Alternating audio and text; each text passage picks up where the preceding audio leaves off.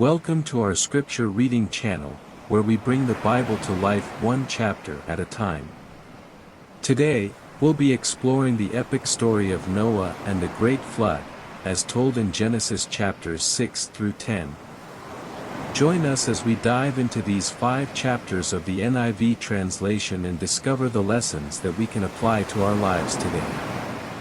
Welcome back to the Water of Worship channel, where we bring you a unique worship experience.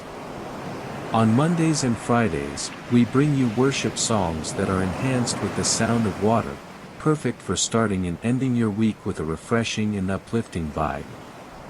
Wednesdays like this are always dedicated to Bible readings, where we explore different chapters and verses of the Bible while immersing ourselves in the sounds of nature. On Saturdays, we dive deep into the lives of little-known individuals in the Bible, telling their stories with a powerful voiceover and the calming sounds of water. And daily, we post YouTube shorts that highlight interesting and little-known biblical facts. Let's begin. Genesis chapter 6, Wickedness in the World. When human beings began to increase in number on the earth and daughters were born to them, the sons of God saw that the daughters of humans were beautiful, and they married any of them they chose. Then the Lord said, "My spirit will not contend with humans forever, for they are mortal, their days will be 120 years. The Nephilim were on the earth in those days, and also afterward, when the sons of God went to the daughters of humans and had children by them. They were the heroes of old, men of renown. The Lord saw how great the wickedness of the human race had become on the earth, and that every inclination of the thoughts of the human heart was only evil all the time. The Lord regretted that he had made human beings on the earth, and his heart was deeply troubled. So the Lord said, I will wipe from the face of the earth the human race I have created, and with them the animals, the birds, and the creatures that move along the ground, for I regret that I have made them. But Noah found favor in the eyes of the Lord. This is the account of Noah and his family. Noah was a righteous man, blameless among the people of his time, and he walked faithfully with God. Noah had 3 sons, Shem, Ham and Japheth. Now the earth was corrupt in God's sight and was full of violence. God saw how corrupt the earth had become, for all the people on earth had corrupted their ways. So God said to Noah, I am going to put an end to all people, for the earth is filled with violence because of them. I am surely going to destroy both them and the earth. So make yourself an ark of cypress wood, make rooms in it and coat it with pitch inside and out. This is how you are to build it. The ark is to be 300 cubits long, 50 cubits wide and 30 cubits high. Make a roof for it, leaving below the roof an opening 1 cubit high all around. Put a door in the side of the ark and make lower, middle, and upper decks. I am going to bring floodwaters on the earth to destroy all life under the heavens, every creature that has the breath of life in it. Everything on earth will perish. But I will establish my covenant with you, and you will enter the ark, you and your sons and your wife and your sons' wives with you.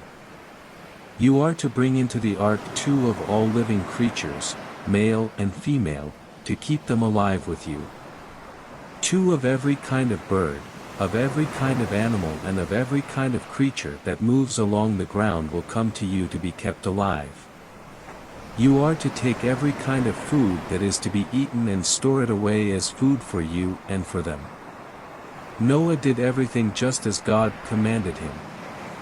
Now, let's look at some of the messages that God may be communicating to us through this passage and how we can apply them to our lives. In Genesis chapter 6, the focus is on the story of Noah and the Great Flood. The chapter begins by describing how the sons of God took human wives and had children, resulting in a corruption of the earth. God saw that the wickedness of mankind was great, and decided to destroy the earth with a flood, sparing only Noah and his family who were righteous in God's eyes.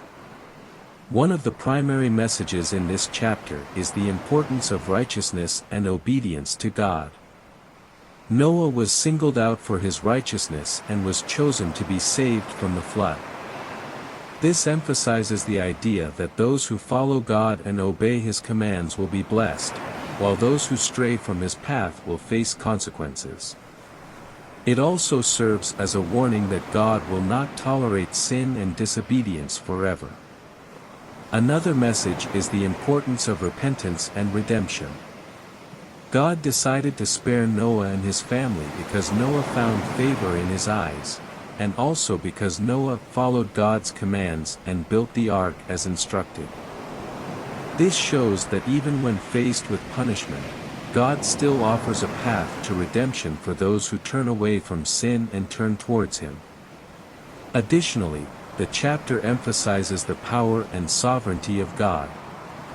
He had the ability to create the world, and in this chapter, He demonstrated His power to destroy and start anew. This serves as a reminder of God's authority and the need to trust in Him. In terms of practical application to our lives today, Genesis 6 teaches us the importance of living a righteous life and obeying God's commands. It also emphasizes the need for repentance and redemption when we fall short of God's standards.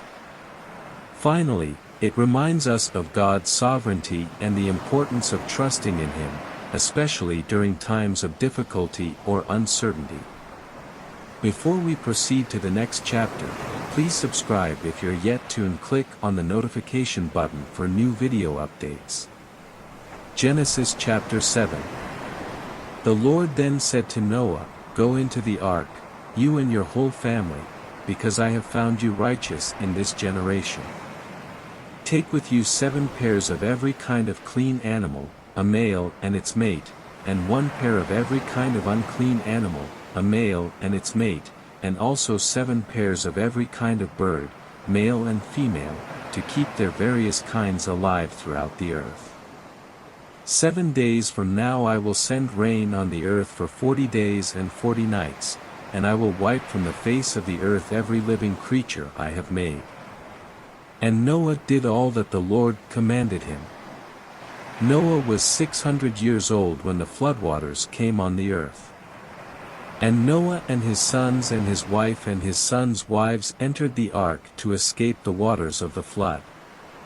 Pairs of clean and unclean animals, of birds, and of all creatures that move along the ground, male and female, came to Noah and entered the ark, as God had commanded Noah. And after the 7 days the floodwaters came on the earth. In the 600th year of Noah's life, on the 17th day of the 2nd month, on that day all the springs of the great deep burst forth, and the floodgates of the heavens were opened. And rain fell on the earth 40 days and 40 nights.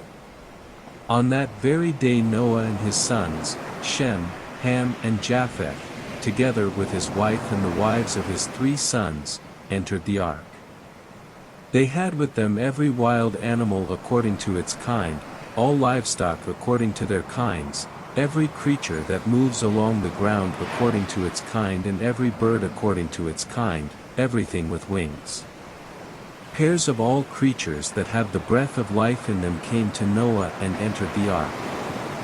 The animals going in were male and female of every living thing, as God had commanded Noah. Then the Lord shut him in. For 40 days the flood kept coming on the earth, and as the waters increased they lifted the ark high above the earth. The waters rose and increased greatly on the earth, and the ark floated on the surface of the water. They rose greatly on the earth, and all the high mountains under the entire heavens were covered. The waters rose and covered the mountains to a depth of more than 15 cubits. Every living thing that moved on land perished, birds, livestock, wild animals, all the creatures that swarm over the earth, and all mankind. Everything on dry land that had the breath of life in its nostrils died. Every living thing on the face of the earth was wiped out, people and animals and the creatures that move along the ground and the birds were wiped from the earth. Only Noah was left, and those with him in the ark. The waters flooded the earth for 150 days. Now, let's look at some of the messages that God may be communicating to us through this passage and how we can apply them to our lives. Genesis chapter 7 narrates the story of the great flood that God sent to the earth to destroy all living creatures because of the wickedness of humanity. Here is a breakdown of the chapter and the messages that can be drawn from it and how they can be applied to our lives today. Verses 1 to 5. In these verses, God commands Noah to enter the ark with his family and animals because he is about to send a flood to destroy all living things on the earth. The message here is that God is holy and just, and he will not tolerate sin and wickedness forever. Just as God provided a way of escape for Noah and his family through the ark, God has also provided a way of escape for us through faith in Jesus Christ. Verses 6 to 16. In these verses, Noah follows God's command to enter the ark with his family and animals. The message here is that obedience to God is necessary for salvation. We must heed God's warnings and obey his commands to be saved from the consequences of sin. Verses 17 to 24. In these verses, the floodwaters come and cover the earth, destroying all living creatures except for those in the ark. The message here is that God's judgment on sin is inevitable. We cannot escape the consequences of sin on our own, but only through God's grace and mercy. In summary, the message of Genesis chapter 7 is that God is holy and just, and he will judge sin. The only way to escape this judgment is through faith in Jesus Christ and obedience to God's commands. We must take sin seriously and turn to God for salvation, just as Noah did by entering the ark. Before we proceed to the next chapter, please subscribe if you haven't already and click on the notification button for new video updates. Genesis chapter 8. But God remembered Noah and all the wild animals and the livestock that were with him in the ark, and he sent a wind over the earth, and the waters receded. Now the springs of the deep and the floodgates of the heavens had been closed, and the rain had stopped falling from the sky. The water receded steadily from the earth. At the end of the 150 days the water had gone down, and on the 17th day of the 7th month the ark came to rest on the mountains of Ararat. The waters continued to recede until the 10th month, and on the first day of the 10th month the tops of the mountains became visible. After 40 days Noah opened a window he had made in the ark and sent out a raven, and it kept flying back and forth until the water had dried up from the earth. Then he sent out a dove to see if the water had receded from the surface of the ground. But the dove could find nowhere to perch because there was water over all the surface of the earth, so it returned to Noah in the ark. He reached out his hand and took the dove and brought it back to himself in the ark. He waited 7 more days and again sent out the dove from the ark. When the dove returned to him in the evening, there in its beak was a freshly plucked olive leaf. Then Noah knew that the water had receded from the earth. He waited 7 more days and sent the dove out again, but this time it did not return to him. By the first day of the first month of Noah's 601st year, the water had dried up from the earth. Noah then removed the covering from the ark and saw that the surface of the ground was dry. By the 27th day of the 2nd month the earth was completely dry. Then God said to Noah, "Come out of the ark, you and your wife and your sons and their wives. Bring out every kind of living creature that is with you, the birds, the animals, and all the creatures that move along the ground, so they can multiply on the earth and be fruitful and increase in number on it." So Noah came out, together with his sons and his wife and his sons' wives. All the animals and all the creatures that move along the ground and all the birds, everything that moves on land, came out of the ark, one kind after another. Then Noah built an altar to the Lord and, taking some of all the clean animals and clean birds, he sacrificed burnt offerings on it. The Lord smelled the pleasing aroma and said in his heart, "Never again will I curse the ground because of humans, even though every inclination of the human heart is evil from childhood. And never again will I destroy all living creatures, as I have done. As long as the earth endures, seed time and harvest, cold and heat, summer and winter, day and night, will never cease."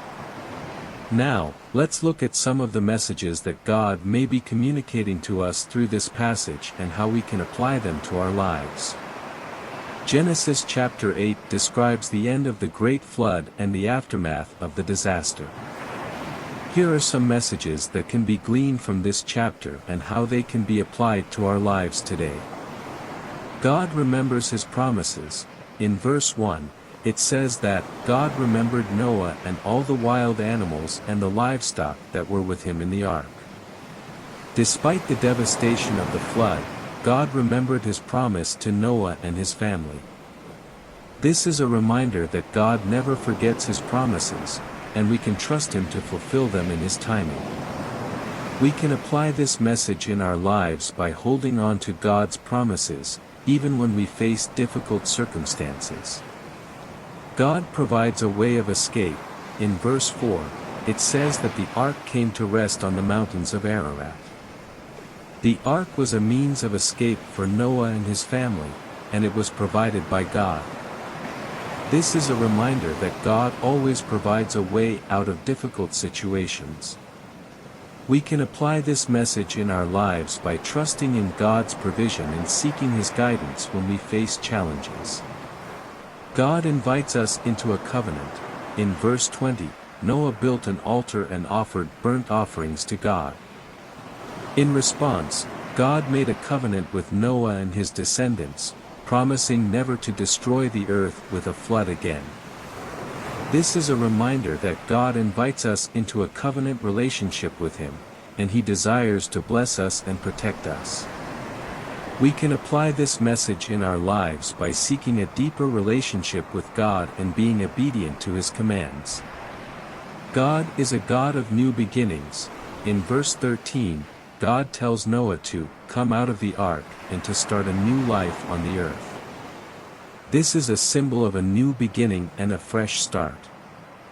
This is a reminder that God is a God of new beginnings, and he offers us the opportunity to start anew, no matter what mistakes we have made in the past. We can apply this message in our lives by seeking forgiveness and repentance and embracing the new life that God offers us. Overall, Genesis chapter 8 teaches us about God's faithfulness, provision, covenant, and new beginnings. These messages are still relevant to us today and can help us to deepen our faith and trust in God.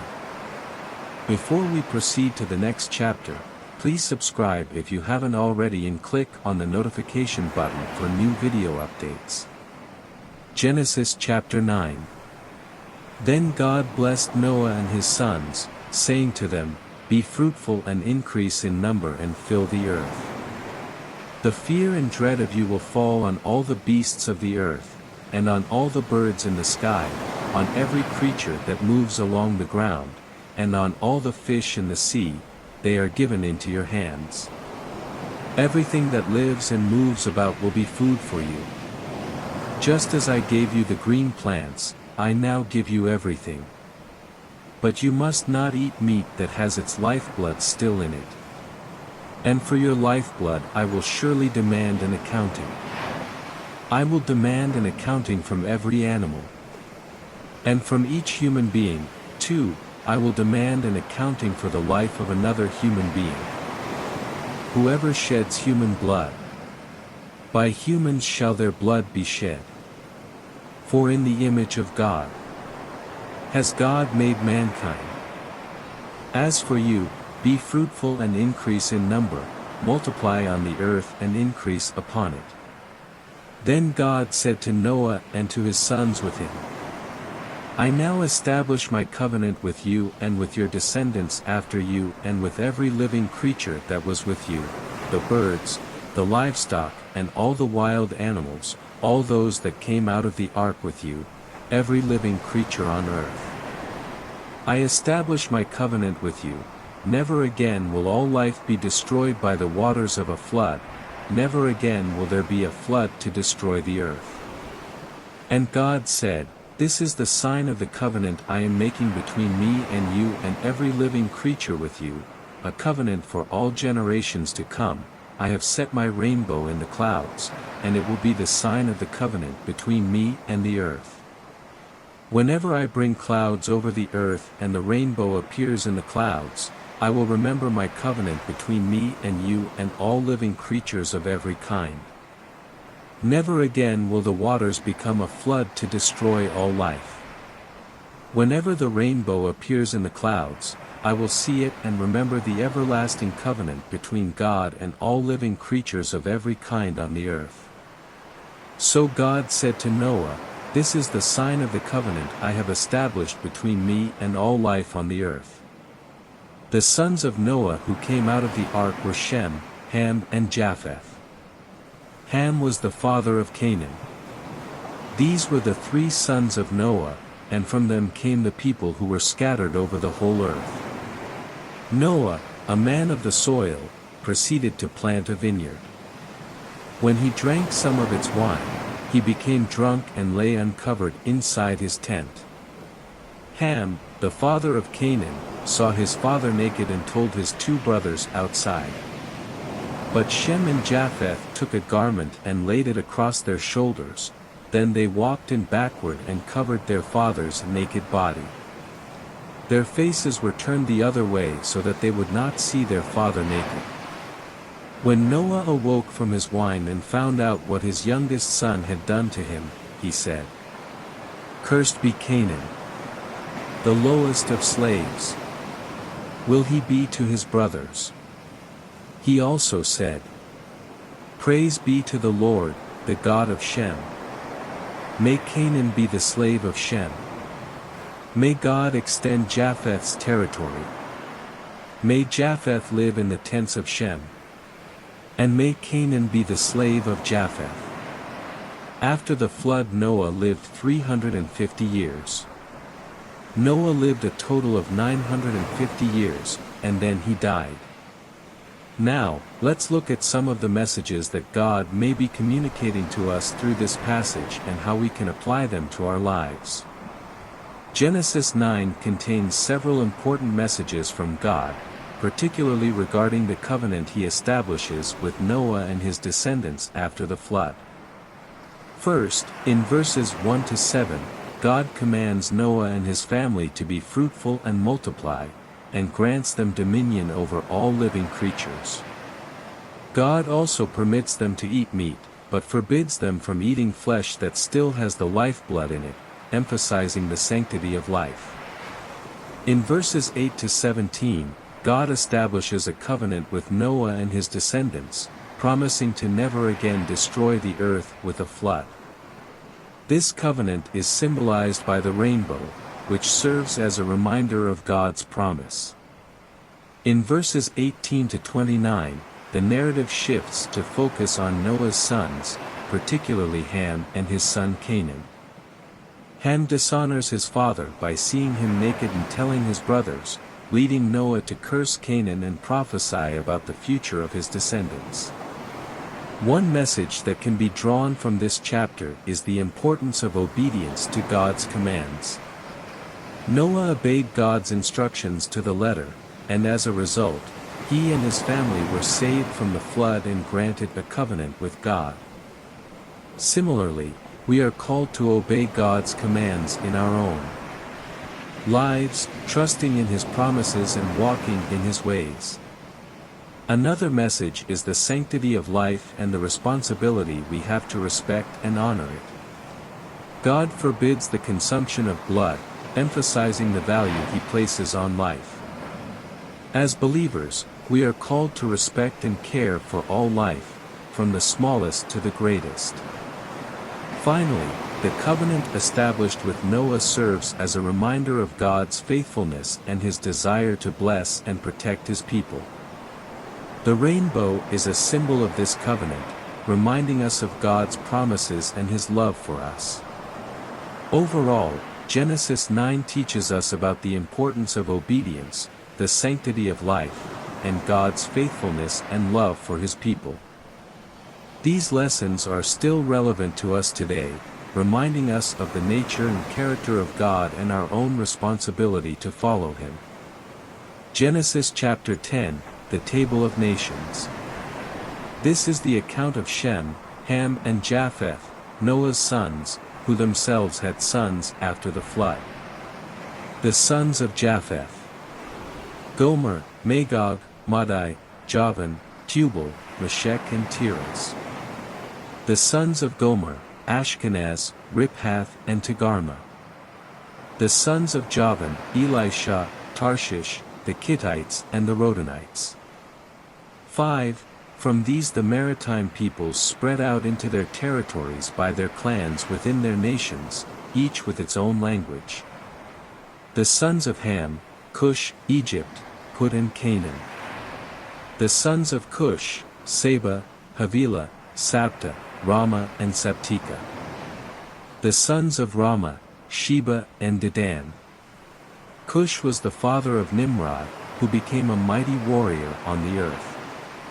He was a mighty hunter before the Lord, that is why it is said, like Nimrod, a mighty hunter before the Lord. The first centers of his kingdom were Babylon, Uruk, Akkad and Calneh, in Shinar. From that land he went to Assyria, where he built Nineveh, Rehoboth-ir, Calah and Rezin, which is between Nineveh and Calah, which is the great city. Egypt was the father of the Ludites, Anamites, Leabites, Naphtuhites, Pathrusites, Casluhites, from whom the Philistines came, and Caphtorites. Canaan was the father of Sidon his firstborn, and of the Hittites, Jebusites, Amorites, Girgashites, Hivites, Archites, Sinites, Arvadites, Zemorites and Hamathites. Later the Canaanite clans scattered and the borders of Canaan reached from Sidon toward Gerar as far as Gaza, and then toward Sodom, Gomorrah, Admah and Zeboiim, as far as Lasha. These are the sons of Ham by their clans and languages, in their territories and nations. Sons were also born to Shem, whose older brother was Japheth. Shem was the ancestor of all the sons of Eber. The sons of Shem: Elam, Ashur, Arphaxad, Lud and Aram. The sons of Aram: Uzi, Hul, Gether and Meshech. Arphaxad was the father of Shelah, and Shelah the father of Eber. 2 sons were born to Eber. One was named Peleg, because in his time the earth was divided. His brother was named Joktan. Joktan was the father of Almadad, Shaleth, Hazarmaveth, Jerah, Hadaram, Uzal, Diklah, Obal, Abimael, Sheba, Ophir, Havilah and Jobab. All these were sons of Joktan. The region where they lived stretched from Mesha toward Sephar, in the eastern hill country. These are the sons of Shem by their clans and languages, in their territories and nations. These are the clans of Noah's sons, according to their lines of descent, within their nations. From these the nations spread out over the earth after the flood. Now, let's look at some of the messages that God may be communicating to us through this passage and how we can apply them to our lives. Genesis chapter 10 is a genealogy of the descendants of Noah's 3 sons, Shem, Ham, and Japheth. It lists the names of their descendants and the nations that they became, forming the basis of many nations that exist today. Here are some of the key messages that we can take away from this chapter. God's plan for the nations. In Genesis 10, we see the beginning of the nations that were formed after the flood. This shows us that God had a plan for the diversity of cultures and languages in the world. Each nation has a unique role to play in God's plan, and we should embrace and appreciate the diversity of cultures and languages in the world. Human unity and diversity. Although the descendants of Noah's 3 sons went on to form different nations, they were all still part of the same human family. This chapter emphasizes the unity and diversity of the human race. We should celebrate the differences that make us unique, while recognizing that we are all part of the same human family and should treat each other with respect and dignity. Our origins. Genesis 10 gives us a glimpse into our origins as human beings. We are all descendants of Noah, and ultimately, Adam and Eve. This knowledge can help us appreciate the value of human life and recognize that every person is created in God's image and has inherent worth and dignity. God's sovereignty. Despite the diversity of nations and cultures, God remains in control of the world. He is the one who determines the boundaries of nations and the course of human history. This knowledge can bring us comfort and hope, especially in times of uncertainty and turmoil. In applying these messages to our lives today, we can strive to appreciate and celebrate the diversity of cultures and languages in the world, treat each other with respect and dignity, recognize the inherent worth and dignity of every person, and trust in God's sovereignty over our lives and the course of human history. Thank you for reading the Word of God with me and staying until the end of this video. Don't forget to like and leave us a comment if you enjoy this content, and most importantly, subscribe to our channel for a unique worship experience where you can find peace, inspiration, and spiritual growth. And you can look forward to our daily YouTube shorts that highlight interesting and little-known biblical facts. Join us every day for a quick dose of knowledge and inspiration. Please note that the products listed below in the description section are some recommended Christian items that I feel will help you, your kids, and your loved ones grow spiritually in faith. The links are affiliate links, which means I may earn a commission if you purchase them. Thank you for supporting my channel. See you in the next video.